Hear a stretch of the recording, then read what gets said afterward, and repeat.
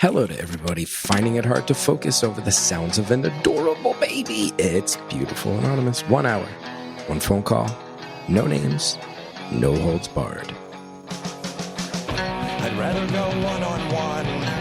I think it'll be more fun, and I'll get to know you, and you'll get to know me. Hi everybody, it's Chris Gethard. I know not everybody loves an intro. If you're looking to skip the intro, I get that. You're going to want to skip about 6.5 minutes ahead. That should put you right towards the beginning of the episode. Enjoy it. Hi, everybody. Welcome to Beautiful Anonymous, the show where we examine the human condition one anonymous phone call at a time. My name's Chris Gethard. I'm so happy to be here. So happy to talk to you. I feel so thankful.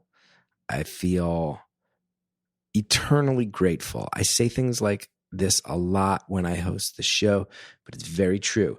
I have found over and over again, because this show has been around almost a decade, that when things feel very tumultuous and unpredictable and unmoored in the world, I am reminded of how lucky I am to be able to have regular conversations with real people so we can all touch base with each other and stay sane.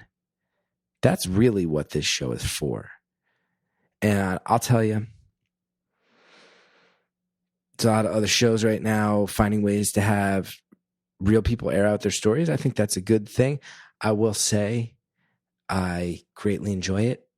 I will say that I greatly, more than ever, it's very, it's very rough to say, but as someone who has at times been probably a D-list celebrity, and proudly, I mean, that's a good career. What I don't need more of right now is celebrities talking to other celebrities about how charming it is to live the life of a celebrity. Let's get real, everyone. Let's get I can't listen to celebrities talking about their charmed lives with other celebrities who have charmed lives. We've got to be smarter than that right now. We've got to be connecting all the like-minded people. And one way that we do that is let's get a little smarter about making sure we're putting our best feet forward. Entertainment industry. Anyway, I'm just rambling now, but it is so true. I'm finding myself very allergic right now to those types of conversations.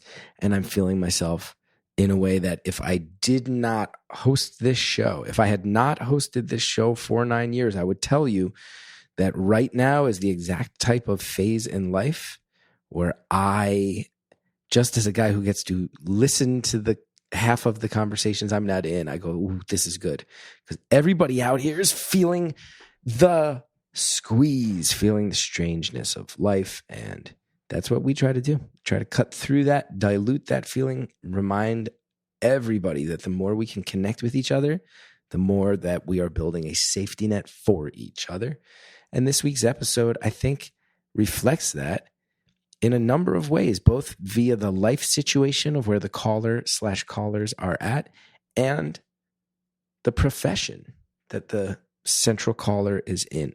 Before I get into that, do just quickly have to say, thank you to everybody who supports my variety show, That Show. We do it once a month at the UCB Theater in New York City. We have sold out every show thus far.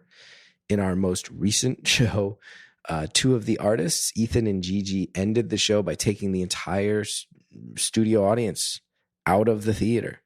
It was close to 200 people.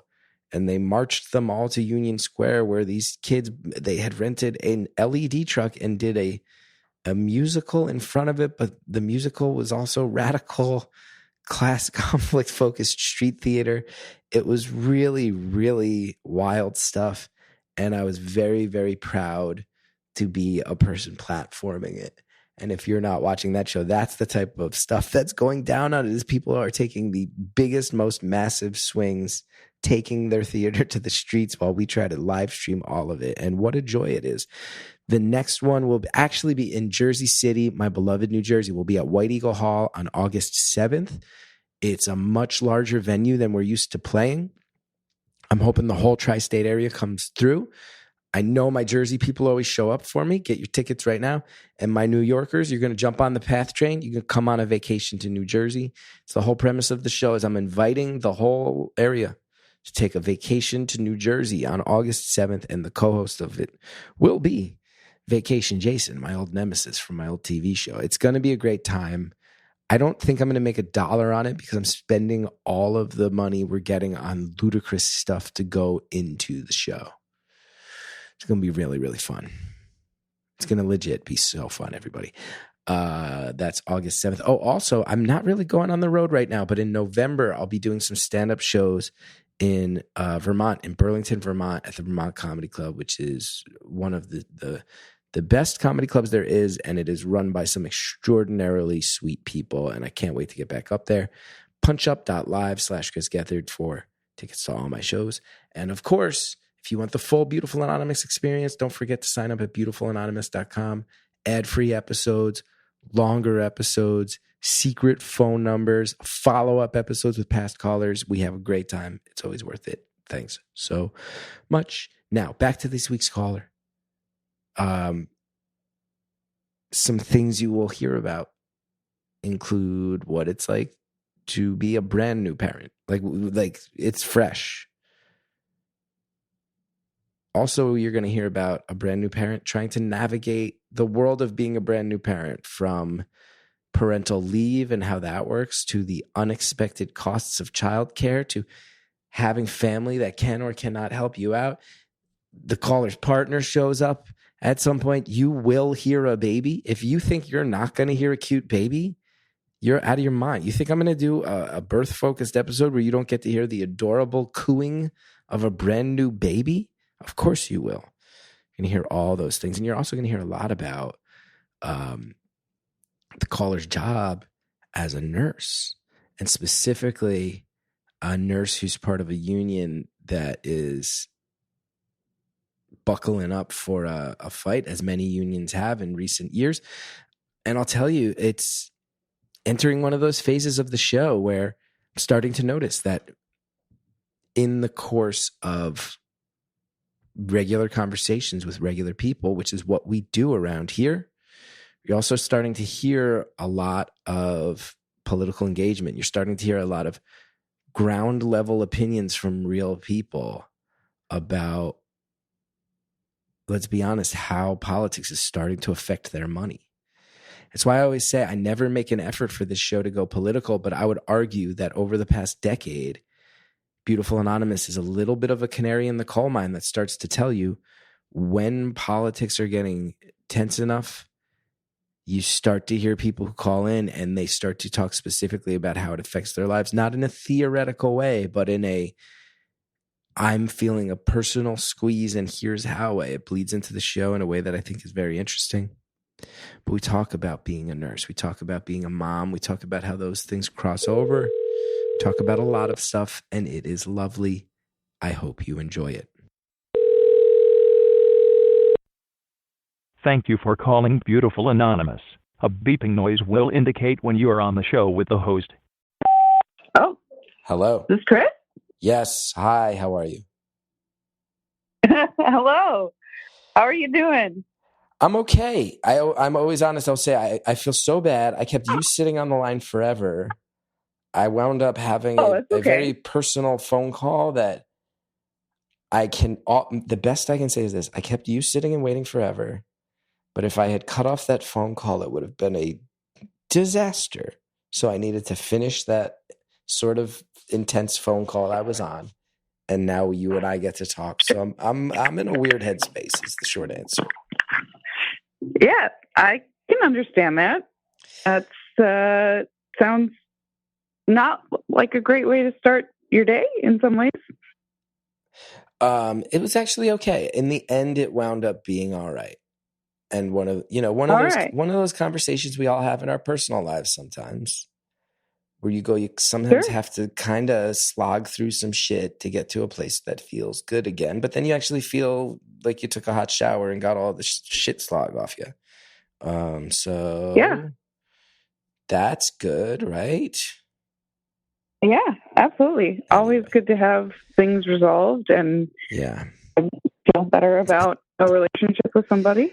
And I'm so sorry that your first couple minutes I'll on this show are helping to talk me down off of an emotional conversation. That's not usually the job of the caller, but this is real life and we don't hide that. Yeah. Well, I'm not going to lie. Being on hold for so long allowed me to get into a good, relaxed headspace. And I kind of figured that being on hold for a bit, I was like, I think Chris might be a little stressed when he comes on. Look at this. So you know me well. I was The like, listeners know me kind of well. I was anticipating that a little bit. So I figured we would have to address that and then, move forward in the phone call. Indeed. How are you now that we've gotten my drama out of the way? How are you doing? I'm good. I don't know how much Andrea told you, but I'm a new mom of a 6-week-old. Ugh, I keep screwing that one up. 6 weeks so old. Yeah. Congrats. That's awesome. First kid? Yes. How are you holding up? First kid. I am doing better than I was the first 2 weeks. What was going on those first 2 weeks? Well, we can kind of delve into that, I guess. Oh boy. So I was induced. It's not terrible. It's just, it was a ride. That's all. I was induced about 2 weeks and some change early because my blood pressure was doing some weird things. So they wanted to get her out to make sure that my body would comply a little bit better. So started that process on a Tuesday at like 8:45, and she arrived at 4:52 on a Wednesday. And the first 24 hours of her being with us were great. The biggest thing before we discharged was that they noticed that she was a little bit jaundiced. But they were like, it's pretty normal, so we'll just send you home like that. But in that process, too, we had like a lactation consultant, and basically they just came in and were like, yeah, she's latching good. And I said, as far as I know, yeah, because this is my first time, doing this. So it seems like she's okay. And she didn't lose a ton of weight. So I thought everything was a go. And then our first night home was a bit of a nightmare. She was extremely hungry and not able to get any milk from me. So she was awake the whole night screaming, and I was awake the whole night crying. Yeah, this is bringing back some memories, I'll tell you. I think there's probably a lot of parents listening right now just remembering their version of this and empathizing greatly with you. Yeah, it was awful. I'm not going to lie about that. Obviously grateful that we had her and everything, but it was just so stressful because I didn't know what was wrong. And, as far as I could tell, she was breastfeeding. So I was like, it seems like everything's fine. So actually, as a side quest, maybe later on, I'm a nurse. So I called one of my nurse friends in the morning out of desperation. And I was like, this is what's going on. I'm at my wit's end. I was sobbing. And she was like, I think she's just hungry. So just go buy some formula. Bought her some formula, and she ate like a champ after that. And then we went to our pediatrician to get evaluated further for our jaundice issue. And her bilirubin level had increased. So we had to put her on a what's called a Billy blanket over the weekend, which is just basically like some specialty UV light to help absorb the bilirubin back into the body and make her less jaundiced. But prior to that, I can tell you a little bit of A little bit of a what? Your phone's breaking up a little Laptop. bit at times. I'm not sure sorry. if you're on headphones or something. No, I'm not. I'm just on my phone, but service at my house can be a little funky, but It's okay. I'm in my best possible room. Good. Is this better? Hey, as long as it's a good Okay. faith effort, I kept you sitting on hold for, I think, over half an hour. You can do whatever you want. I'm not going to imagine if I turned around and was like, no, yeah. No. So Your sound quality sucks. Goodbye. goodbye. You did the overnight jaundice thing where they go on the table with the light and the little goggles. So this one was actually one that we take home. Oh, you got to take home? We had to go do it in the hospital. Okay. So Cal was jaundiced too, huh? Cal was jaundiced when he was born, and then they sent us home saying they felt like it had corrected. And then we were home a few weeks, and the building we lived in Queens at the time, there was this kind of miraculous thing where a bunch of couples who lived there all had babies within a couple months of each other. It was really weird. And we had a group. We had like a group. All the families with young babies got together. We hired a CPR instructor to teach infant CPR.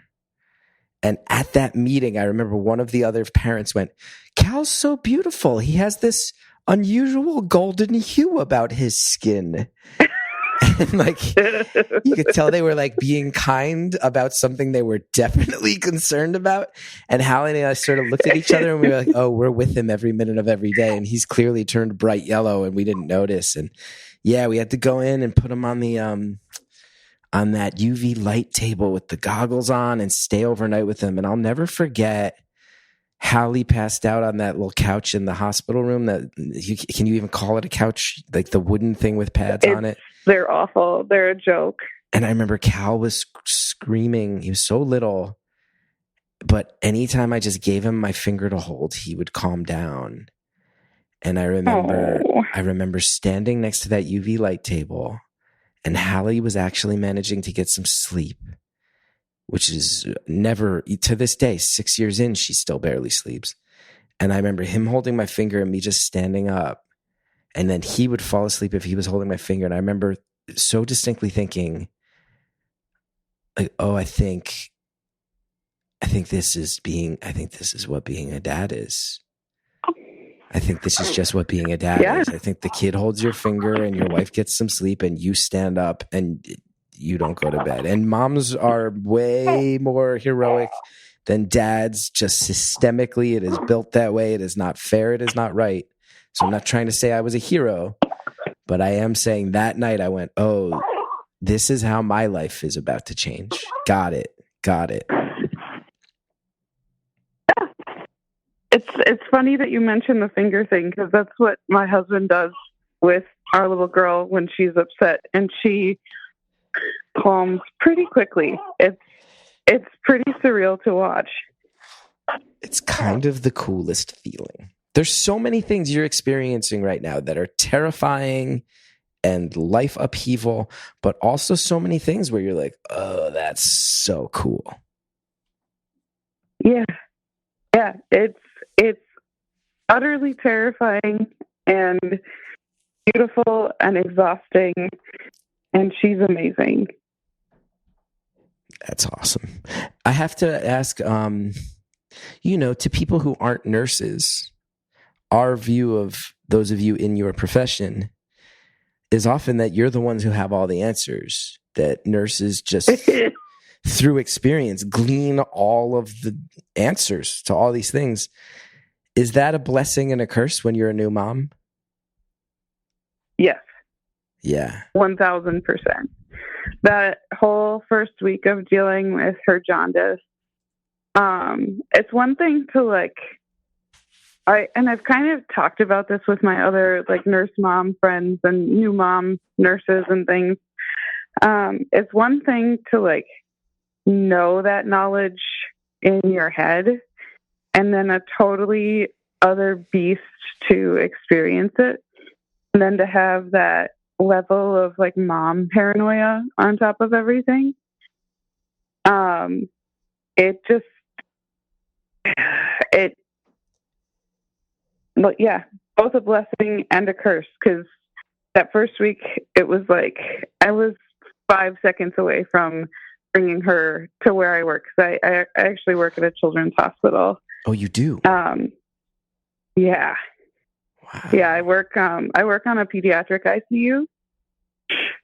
Oof. So that's yeah. Pediatric ICU nurse. You've seen a lot of stuff. The beauty and I remember how nerve-wracked I was when my kid was born, and you've seen some. I can't imagine that combination of joy and also, so many realities the rest of us don't. Yeah, it's really, that's a really great way to put it. And really like unfortunate realities, but also, beautiful realities too, because like what we kind of talk about in the pediatric world is like, it's crazy scary because kids get sick really fast. They don't have the type of reserve and energy stores that we as adults do.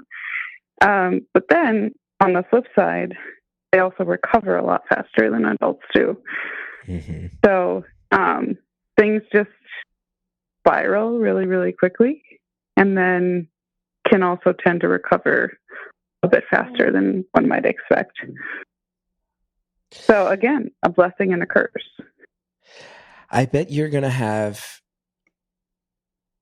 more intimate knowledge, like every time your daughter throws up or is lethargic, you're going to have the short-term stress of going, how do I turn off the part of my brain that goes, it could be this, could be this, could be this, could be this, could be this, like running down the checklist that nurses are so good at running down. But you're going to save yourself at least 3 or 4 early childhood trips to an urgent care that are completely unnecessary, that I think all first-time parents have wound up in an urgent care with a panic and a nurse and or a doctor looking at them and going like, straight up, this happens, you're fine, go home. And you're gonna have a couple of those that you're just like, we don't need to do that, I bet. It's funny you mention that, because I kind of had one of those experiences this week. It sounds silly, but she's got infant acne.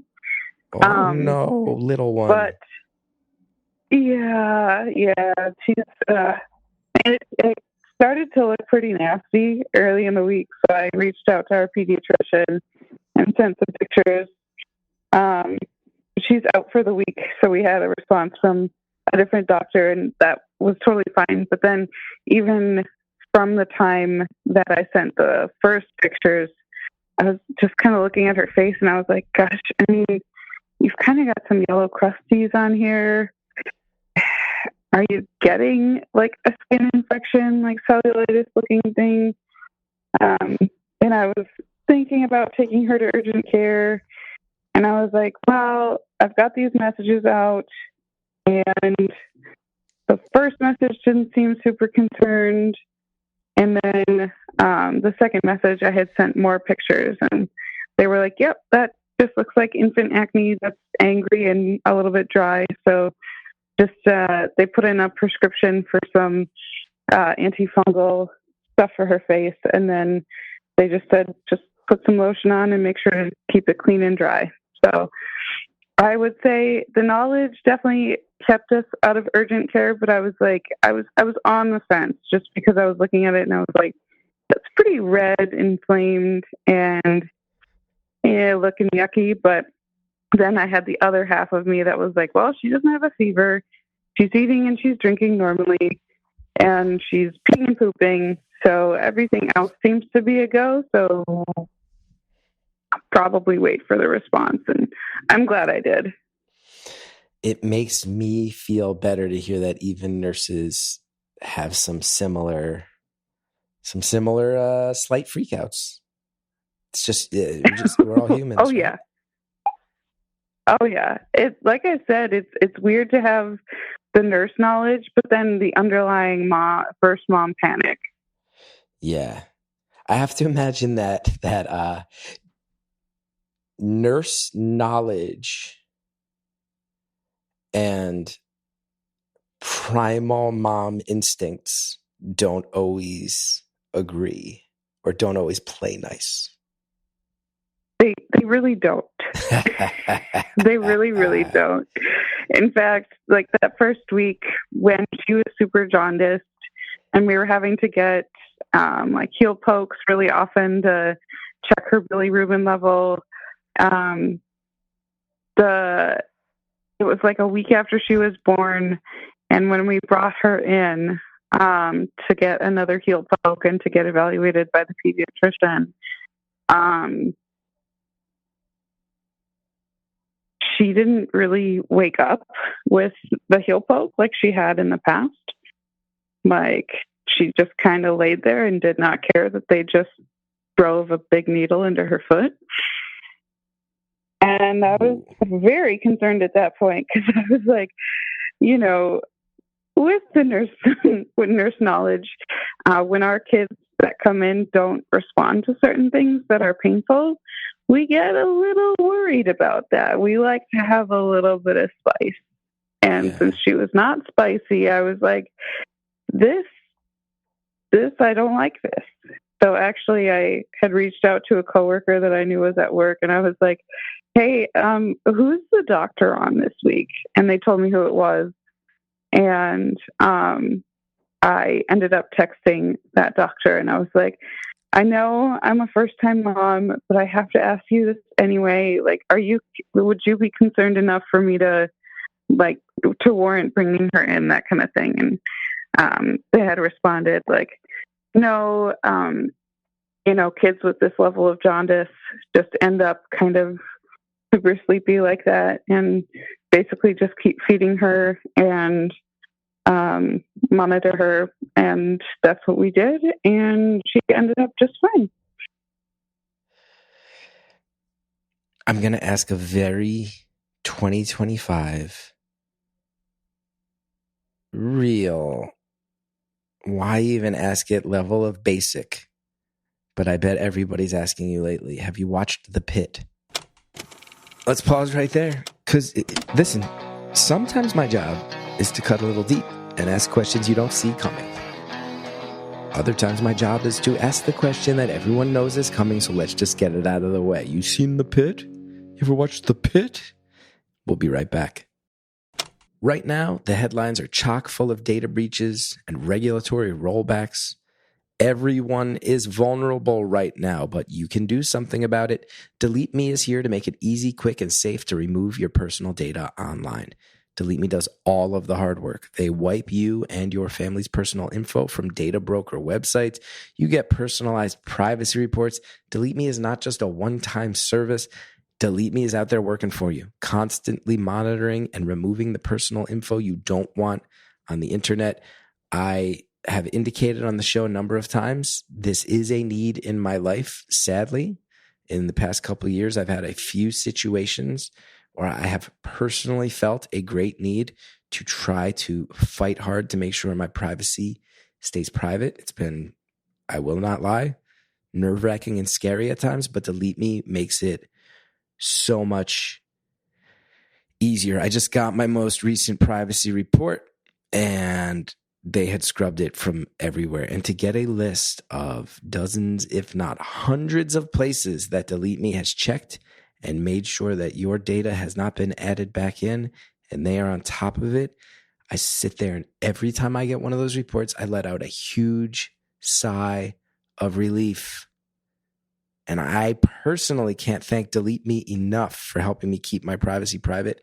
And I really think everyone would be well served to really think about their data and how accessible it makes them. And again, it helps me be less scared in a very genuine, personal way.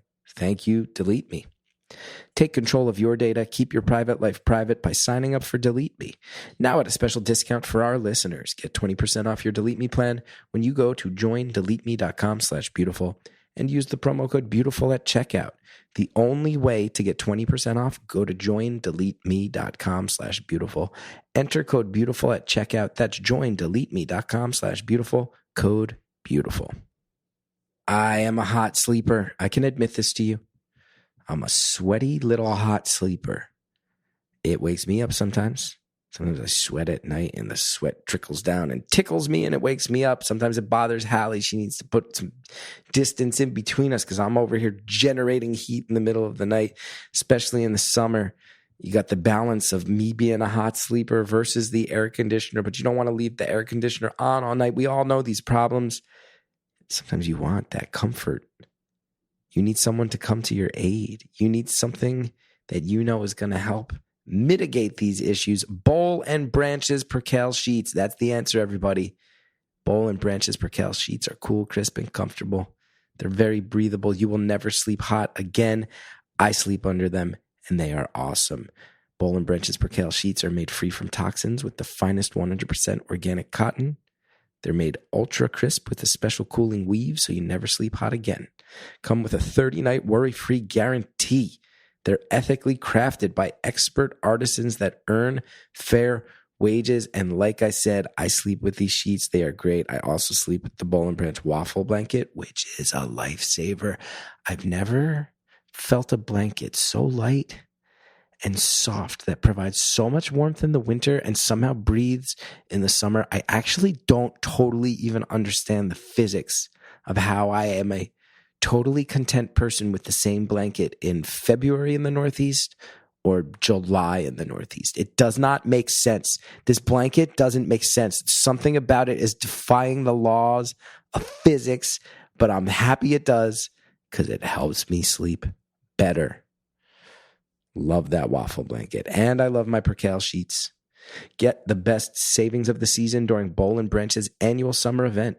Get 20% off plus free shipping on your first set of sheets at bowlandbranch.com/beautiful. That's Bowl and Branch, BOLLANDBRANCH.com/beautiful. Save 20% and unlock free shipping. Limited time only. Exclusions apply. Thanks to all of our advertisers. Now let's get back to the phone call. I'm going to ask a very 2025 real, why even ask it level of basic, but I bet everybody's asking you lately. Have you watched The Pit? Oh, yes. I'm on the finale, so no spoilers. We're like 20 minutes into the finale, so no spoilers. But my cousin, I have a first cousin, my little baby cousin, Paige. She's my littlest cousin. She's a nurse now. She's an emergent ER nurse. And I texted her. I said, is The Pit realistic? And she wrote back and said, like, yeah, it is. But she was like, to be fair, that would be like the most hellish shift anyone ever worked. Like you'd tell people about that for the rest of your career, but it's not like it wouldn't be outland. It wouldn't be, you wouldn't go, I can't believe this is happening if you had a day like that, but it would be legendary in anyone's career to have a day that bad. Would you agree with that or no? Yes. And what I would like add to that is like, we take patients from the ER. So, you know, you'll see people in the pit stabilizing all these people. And then, you know, they send them upstairs. So I'm the person upstairs taking the hot mess express that they just, you know, revived and whatnot. But all that's to say, like, we still have really, really busy days on the ICU. And things that still get really crazy because, you know, lately it's been, at least, you know, even before I left, or even before I went on maternity leave, the biggest issue had been staffing. And they addressed that in the show, which I thought was really cool. Like, hey, if you get me more nurses, I can take more patients. And it's kind of that same rigmarole with administration, in that, we tell them, hey, we need more people, and they're like, yeah, I think you can do just fine with what you got. And, we just keep breaking ourselves and breaking our mental health and well-being to care for the patients that we've got. I don't know how you do what you do. I'm glad you're out there doing it. Yeah, it's actually, so it's really interesting right now. Since I'm out on maternity leave, we are in our contract negotiations this year. We've been negotiating since March, and we are a pretty big union state. And I'm very, very thankful for my union. But it's weird this year I was not able to be as involved as I was during the last contract negotiation. In the last contract negotiation, we ended up on strike. And then we almost ended up going out on a second, more prolonged strike. And then this year, we just had a strike last week. Or actually, no, it was just this last Monday. And we are union authorized to strike again if we need to. And I'm hoping that won't be the case, but it's weird because being out on leave, I can't participate in the strike line because otherwise that could impact my benefits. As a proud union member, you must be like, put me in. All you want to do is be out there. Yeah. I remember there were nurses that went on strike at a hospital in New Brunswick, New Jersey, a year or two ago. And I talked with one of them on my New Jersey podcast that was around at the time. And I remember her saying, and it was actually very, very sobering, because she was like, look, like, more money is nice, and fighting for a contract that has like better paid time off policies and rate increases for raises, like, that stuff's all nice and we want to fight for that.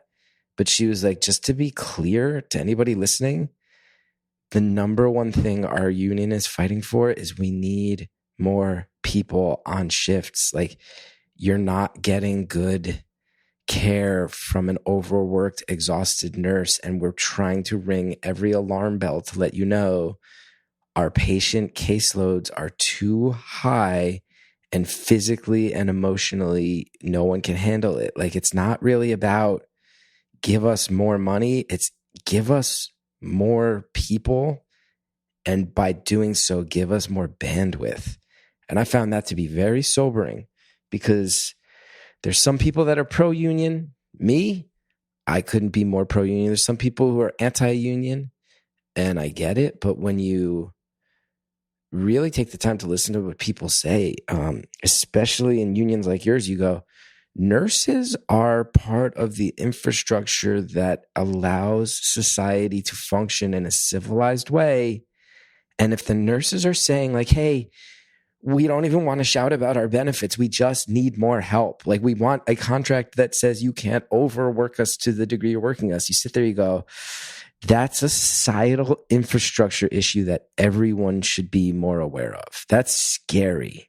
You don't want to go to the hospital on a night when the nurse who's handling your case hasn't been relieved at an appropriate amount of time for her own health and sanity. You don't want that. That's society falling apart.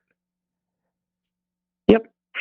And I can tell you 100%. Like, I've seen nurses at that point, and I would say we've all been at that point. And I have the scary thing for me is, I've been on my unit for almost 6 years. It'll be 6 years by the time I get back on leave from leave. And some of my most senior nurses are talking about, leaving my unit and like finding a different job in a different field like, medical sales or sort of clinics, but, jobs that don't rely on staffing to do your job effectively, basically. And that's like scary because, when we lose seniority, then we lose that expertise, that level of knowledge and knowledge base that you go to bounce ideas off of, or say like, hey, I'm noticing this. And, what do you think about that? Have you seen that? What have you done in those specific situations? And if we don't have that, like our unit kind of like flops. It's, we have a unit in our hospital where we have like a float team, which is basically nurses that go between a few specific units. And they talk about this one particular unit going down to them, how they don't have a lot of seniority and a lot of nurses with experience. So it's all of the inexperienced people teaching, say, new grads or newer nurses how to do this job. And they've talked about how unsafe it can be because,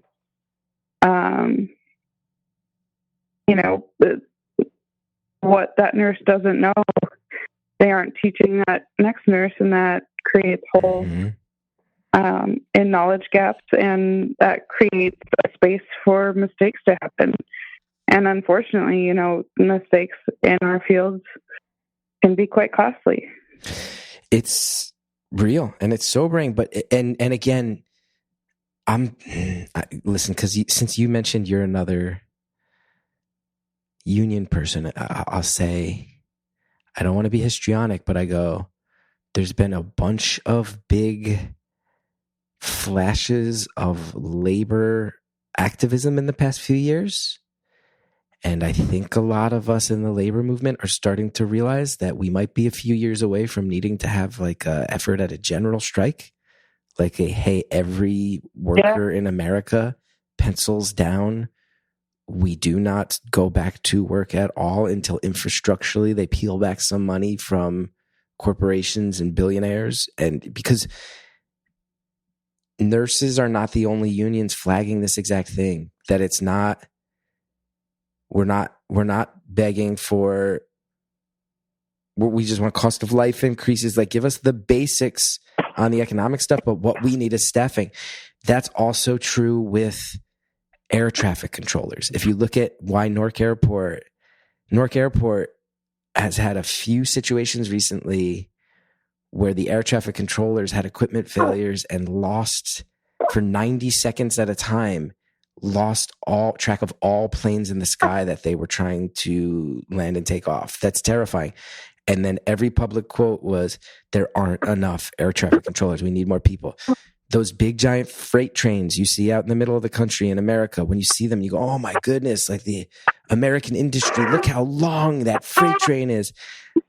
Those things tip over. The one tipped over, I think, in Ohio and spilled all the chemicals. And one thing that comes out is the train unions are going, that entire giant train very often only has 2 human workers covering the entire length of that train. It's teachers, it's nurses, it's train conductors, it's air traffic controllers, it's train operators, it's people holding together infrastructure. And like you said, yours is not the only industry where people are going, you have to stop shortchanging staffing or else people die. Planes crash, trains tip over. Hospitals can't get to people in an expedient manner. People die from this shit. Stop putting profits over humanity.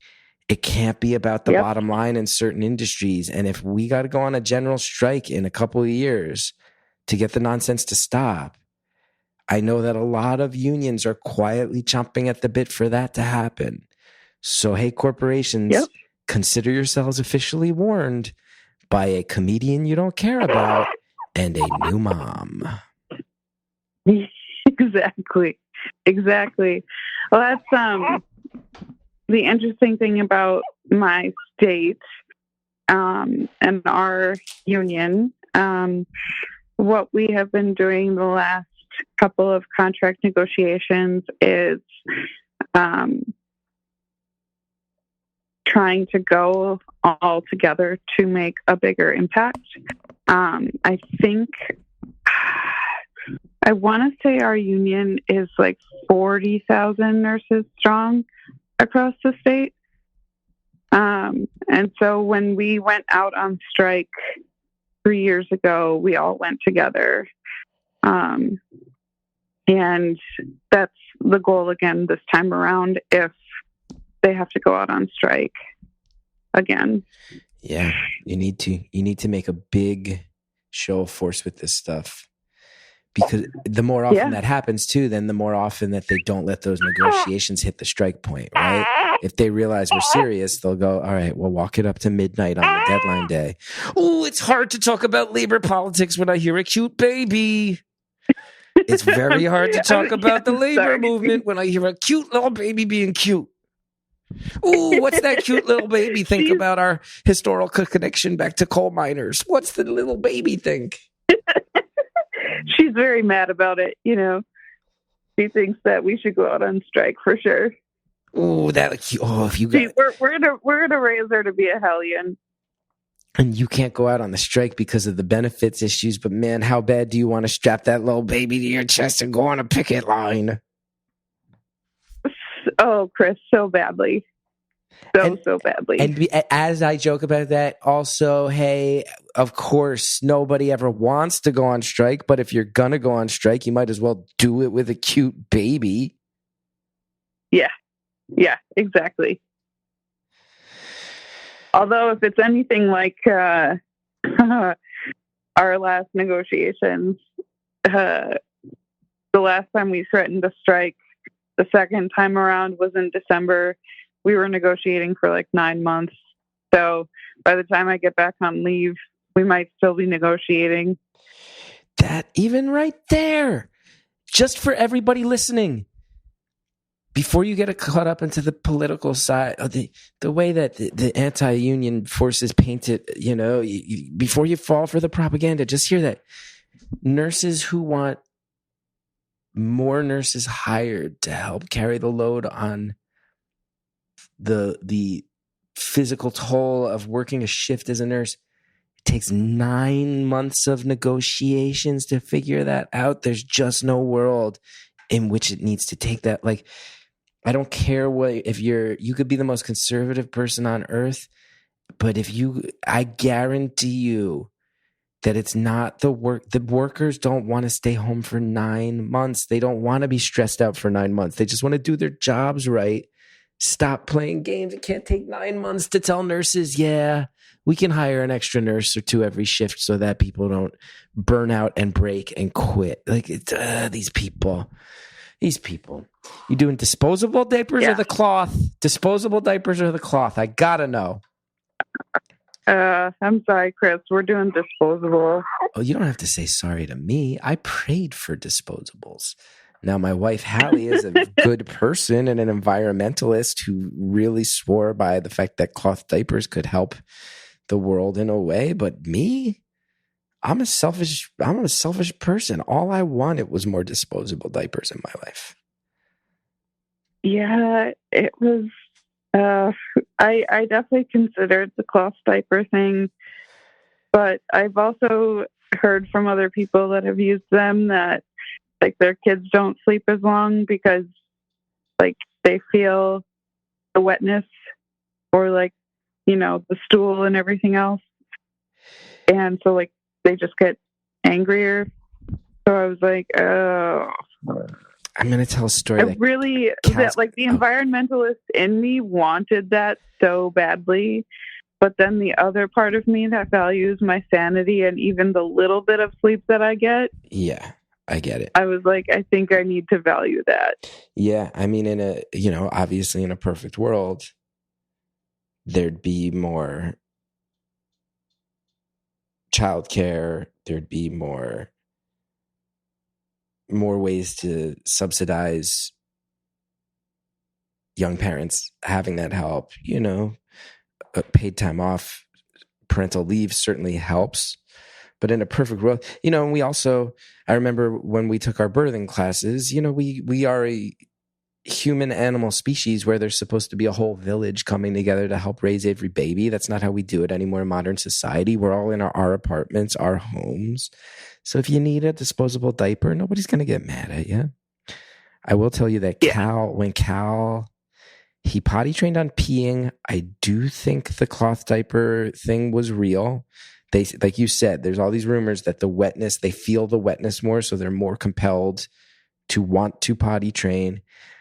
Pooping, he was not down. He didn't want to potty train. And someday he'll be old enough to be mad that I said this publicly, but I will tell you, he was so close to figuring out pooping on a toilet. But the way it actually finally went down was there was one time where we had already moved to New Jersey, and he physically snuck out of our house, went under a bush on the side of our house, took off his own diaper, and pooped on the ground.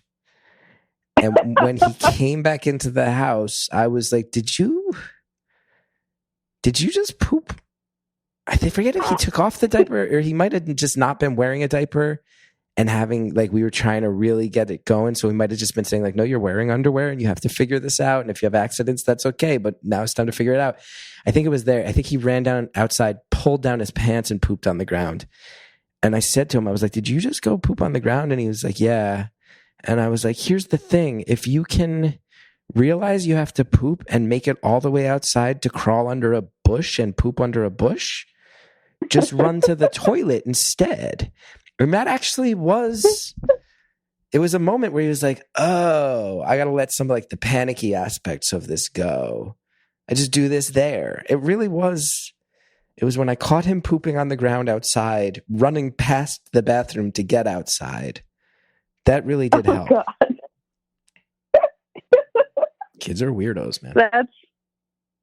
That's actually incredible, though. I have to say, that's a great story. It's a really cherished memory, and now you get to have those stories of weird poops that your kid does, and strange times that they vomit on you, and all those gross stories that I love, and that I don't miss living, but I do miss the joy of being in that phase of life.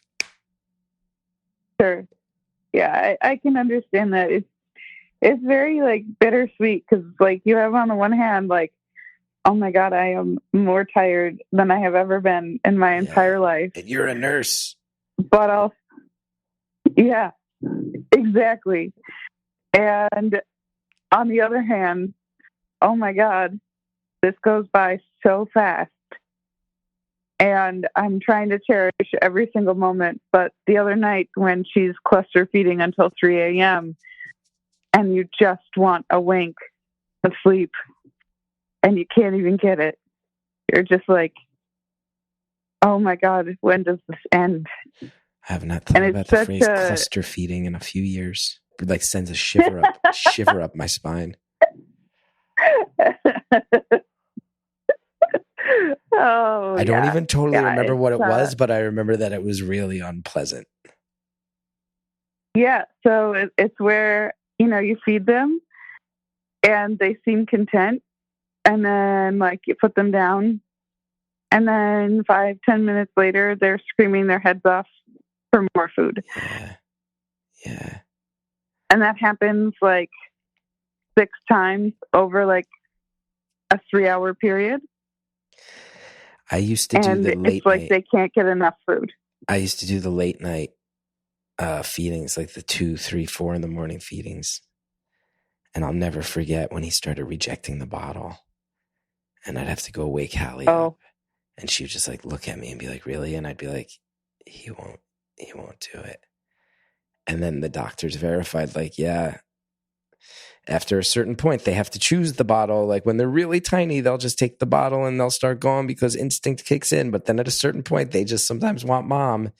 And it was so sad. It was so brutal to be like, yeah, no, Hallie, he won't take the bottle.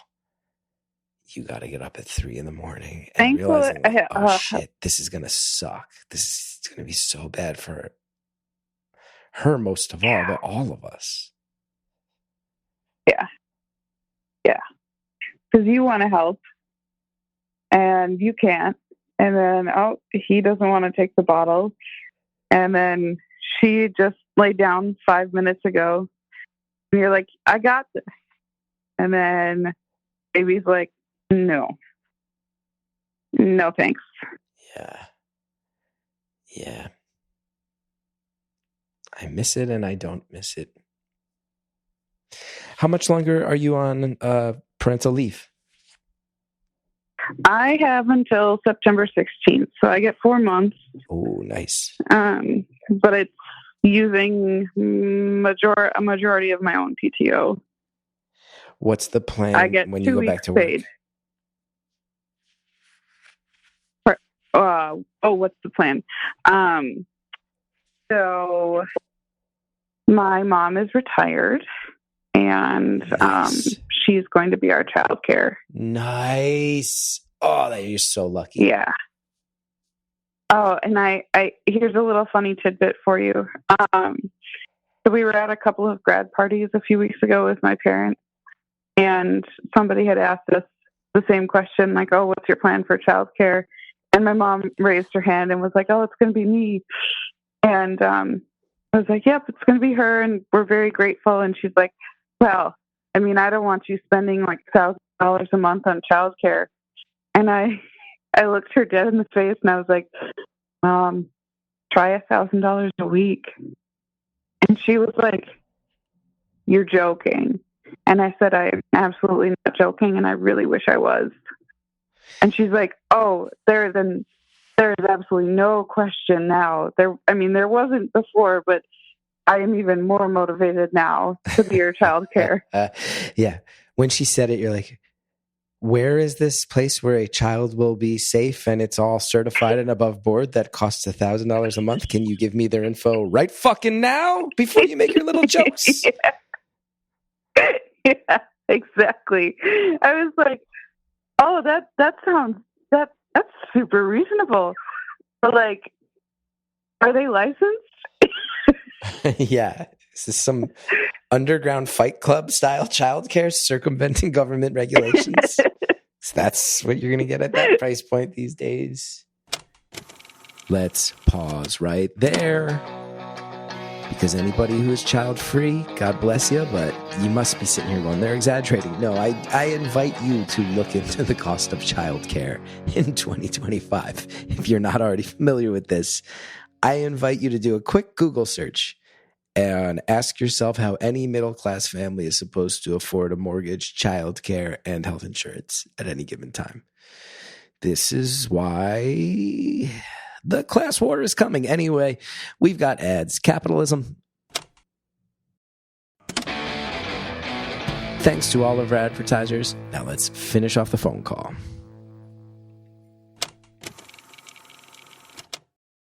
This is some underground Fight Club style childcare circumventing government regulations. So that's what you're going to get at that price point these days. Yeah, exactly. I mean, she used to work at a daycare center. This was, back when I was probably. Oh wait, 1 second. 11 to like 15. You're breaking up a little bit again. I just want to give it a second to stabilize again. Dang. Okay, is this better? Yeah, there you are. Okay. I have to be in one particular spot in her nursery. It's so strange. I don't understand. But she used to work at a daycare center when I was about like 11 to 15. And this is in a relatively smaller city. So I think it probably could have been. But yeah, that was like 17 years ago. All those instincts are going to come back to life, though. That's so nice. I'm very jealous. We didn't have, between distance and COVID, we just did not have family help. And man, am I so glad you do. That is rad. Yeah, I mean, like I said, they live about 3 hours north of here, but my mom is more than willing to make the drive, and actually both of her siblings are here, so I grew up making frequent trips to this particular location. And she likes to drive, so it all works out. She's not going to drive 3 hours each way every day. No. She would come. So I work night shift. Okay. So she would come, and I usually work like 2 or 3 shifts in a row. So she would come like day of my first shift, and then leave like the morning of my last shift, basically. Got it. I'm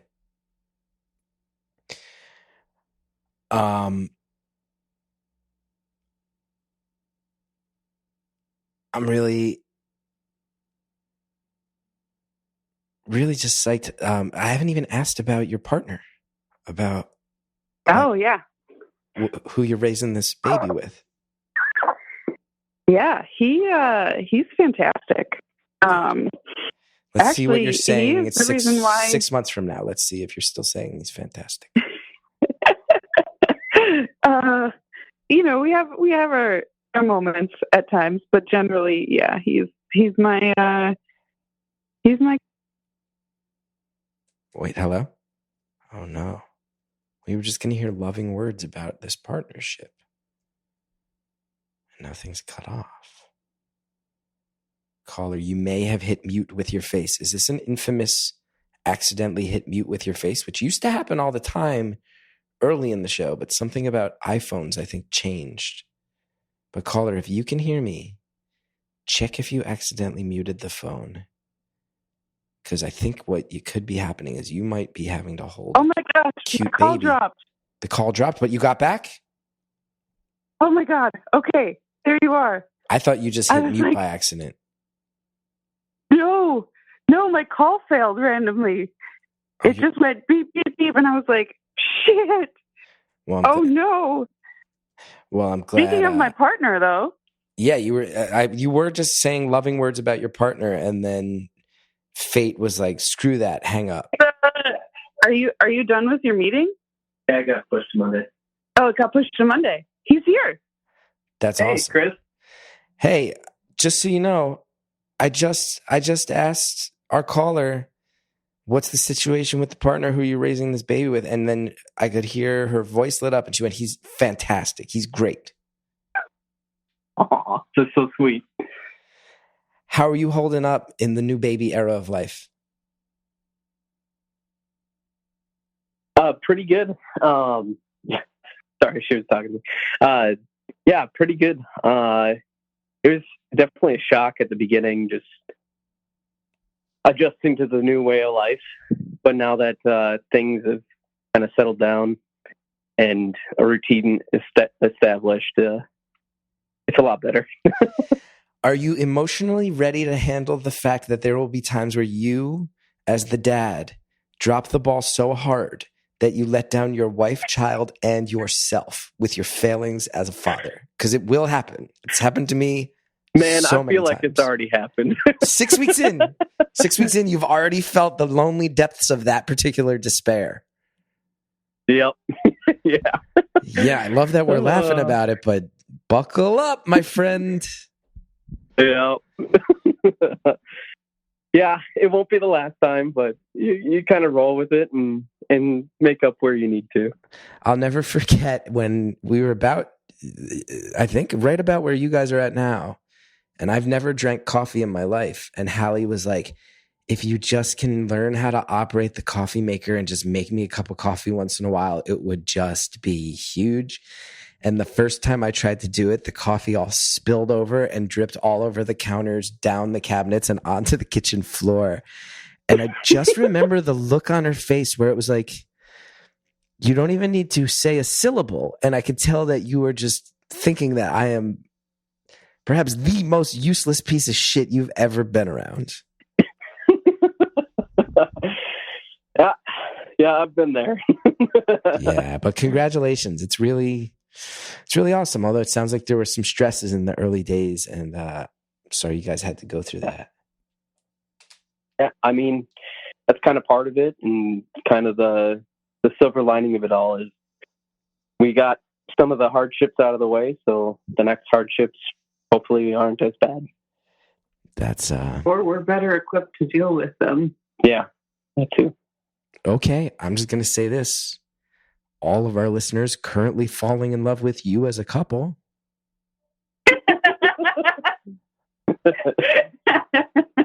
He's my best friend That's awesome. by far. How And long have you guys been together? Of all people to raise a child with, he's the one I would have picked. That's for sure. Yeah, I couldn't do it without you. We've been together since, 2017? Technically 2016. We met in December of 2016. We had our first date. It had blizzarded the night before. Yeah, I was at a coffee shop, and it lasted 7 hours. 7 hours, yeah. We met on Bumble, actually. Nice. So we're an online dating success story. Look at that. This episode, the whole time, secretly sponsored by Bumble. Bumble, where you go to make your babies. I wish we were getting Bumble cash. Andrea, can we please alert the ad sales company that we'd like to get some cash from Bumble for that? Yeah, instruct the high priestess to send a letter to them saying like, hey, this show would be perfect to be featured because, there's a lot of people out there that need to meet somebody, If there's one thing that Andrea's job entails, it's going to companies and shaking them down for cash. Hard-nosed. Andrea's South Jersey. They get done. They get things done. I could see that. Yeah. I could picture her doing that just in the interactions that I've heard, on the episodes. And then I could see her being a hard ass. When it has to happen, Andrea's the nicest person in the world, but nobody I know wants to see Andrea pissed. There's just a quiet, understated, don't piss me off that comes with the high priestess that I love. I have to ask, you guys are 6 weeks in, couple months out from maternity leave being over, mom on the way to help at that point, infrastructure in place. Obviously, you are in the baby bubble right now in a big way. Are there any plans, is there any thought at all of when are we going to travel again? What's the vacation going to be? Even if it's just a weekend trip somewhere. And I only ask because it's so easy to lose sight of that stuff and to get in the habit of losing sight of that stuff. But those moments are crucial and massive pressure release. And I wonder if you've thought about that at all. I mean, I personally have. He's shaking his head. Not really. Because we're coming up on our 5-year wedding anniversary in August. Oh, wait. And, August what? August 22nd. August 30th over here. Ah, there you go. Yeah, we were a COVID marriage. And how did you do like a Zoom marriage? Were people watching on Zoom? Kind of, yeah. So we originally were going to have like this big wedding because both my parents have large families. And then COVID hit and they were like, hey, we're not allowing as many people at the venue, that kind of thing. And we were like, well, and they had mentioned like, oh, you could postpone. And we just decided, no, I think we just want to get married. So we're just going to slash our guest list to the absolute bare minimum, which was about 60 people. And have everyone masked, and then the tables were distanced, And I was intentional about the seating chart in that, like, I seated people with those who they see regularly, and that kind of thing. We weren't able to have a dance, which was interesting. So we ended up just hosting our own bar night, basically, where we did trivia about the two of us. So everybody got to play some trivia, and we had some prizes. You played bar trivia about yourself with 60 of your family and friends? Yes. That's really, really cute. It was a lot of fun.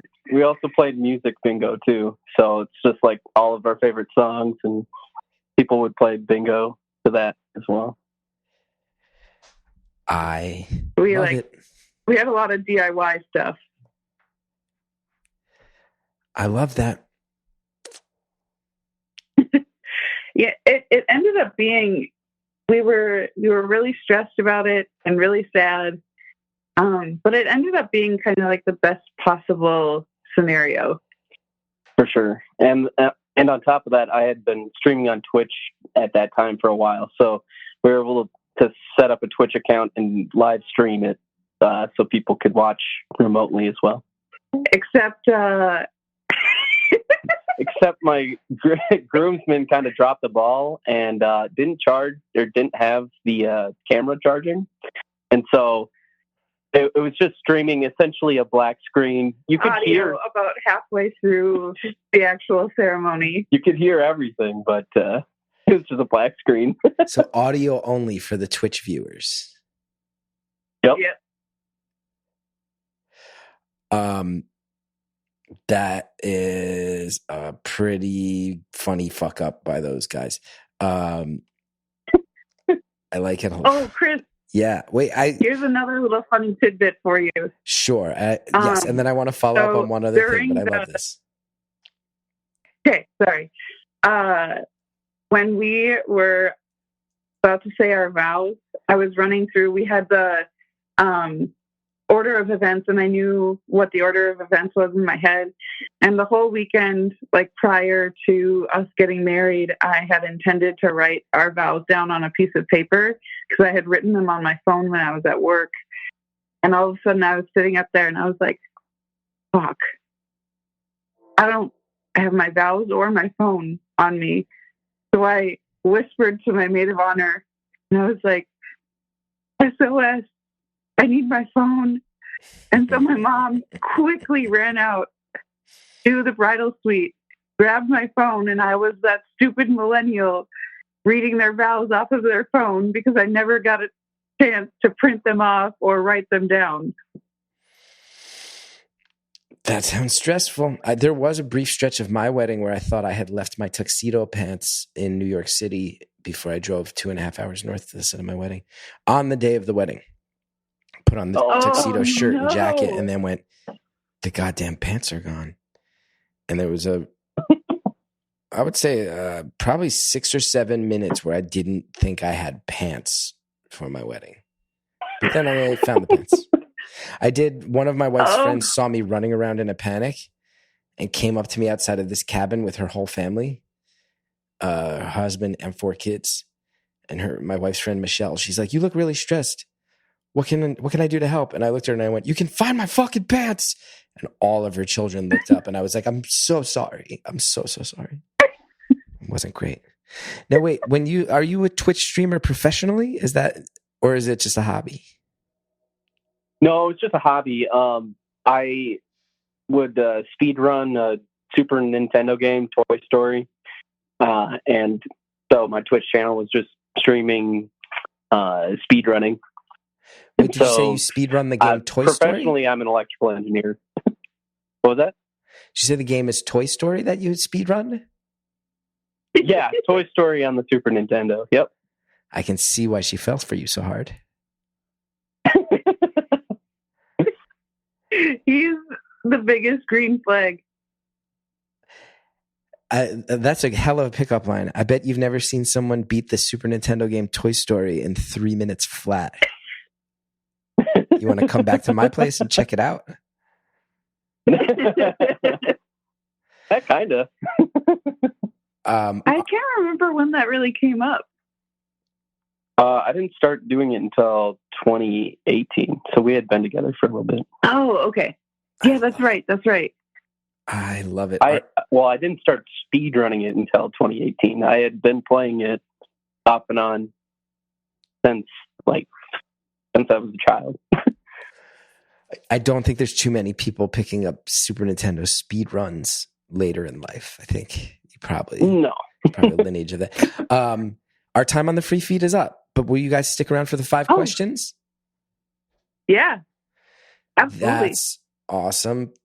Say goodbye to everybody on the free feed. America's favorite. Feed, Chris? What's that?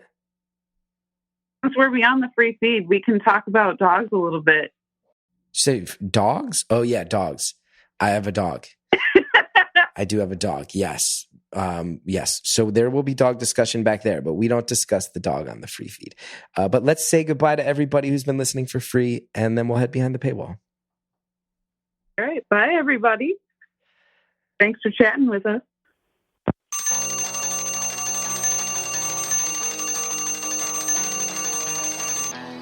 Caller, thank you so much. Caller's partner, thank you so much. Adorable baby, thank you so much. Thanks for checking in with us during this very specific and overwhelming time in your life. I hope I provided some distraction, as I know you all are just rolling with punches left and right. I'm so glad everybody is happy and healthy, and I wish you nothing but a lot of joy and a lot of love moving forward. Thank you to our producer, Andrea Quinn, the High Priestess. Thank you to Shellshag for our theme music. You want to know more about me? Go to punchup.live/Chris Gethard. We'll give you dates on upcoming shows and all sorts of stuff. Don't forget we're on Instagram. Don't forget about the Facebook group. Please tell people we exist. Please sign up at beautifulanonymous.com. Thanks so much, everybody.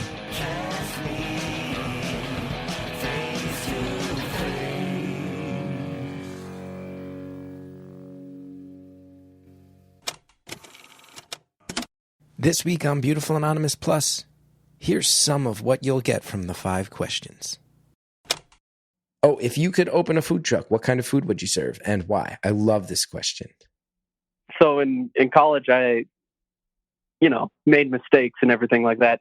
And one of the happy mistakes were just like random food combinations.